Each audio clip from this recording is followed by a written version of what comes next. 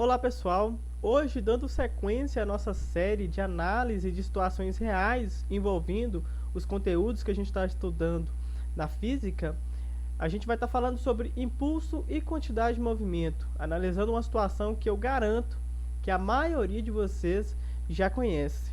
Bom, a primeira coisa que a gente vai fazer é assistir o vídeo, que apresenta essa situação e em sequência a gente vai estar falando um pouco mais sobre ela, retirando os dados que a gente vai precisar para resolver o que se pede. Então vamos ao vídeo. O Carlos vai bater de longe, vamos chegando aos 21. De longe como ele gosta, o Martins preocupado, partiu o Roberto, uma bomba! Gol!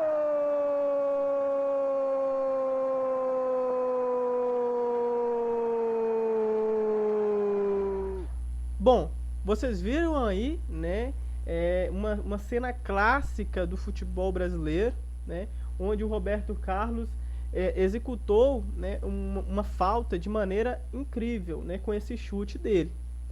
E o exercício envolvendo então impulso e quantidade de movimento em relação a essa situação, ele pede o seguinte: determine o impulso e a quantidade de movimento gerada pelo chute do Roberto Carlos, sabendo que a força imprimida na bola foi de aproximadamente 90,28 newtons durante 0,2 segundos e que esta atingiu uma velocidade inicial de aproximadamente 130 km por hora. Considere a massa da bola como sendo 0,5 kg ou 500 gramas.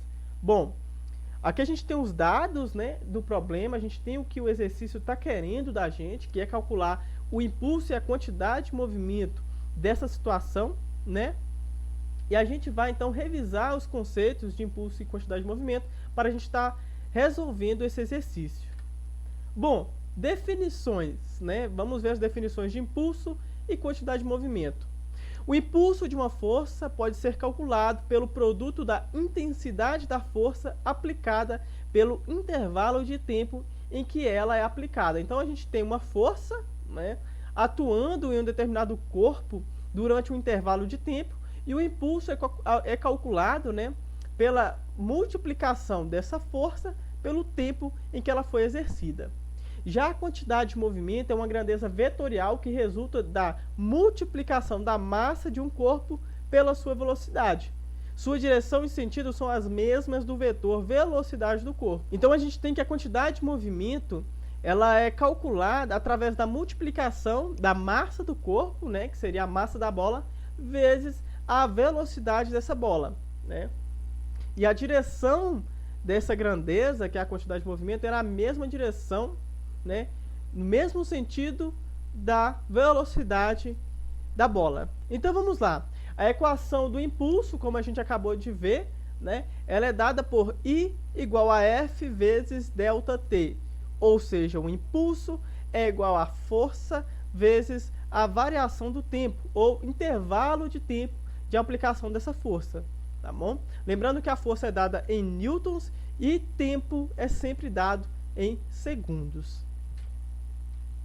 Já a equação de quantidade de movimento ela é dada por Q igual a mv, tá? Em que m é a massa do corpo e v é a velocidade desse corpo.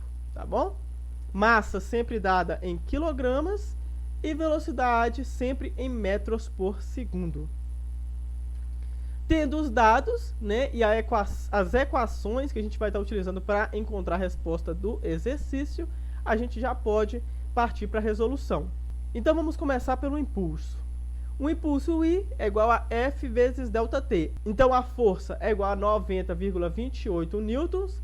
O intervalo de tempo é 0,2 segundos, que é o tempo em que o pé do Roberto Carlos ficou em contato com a bola.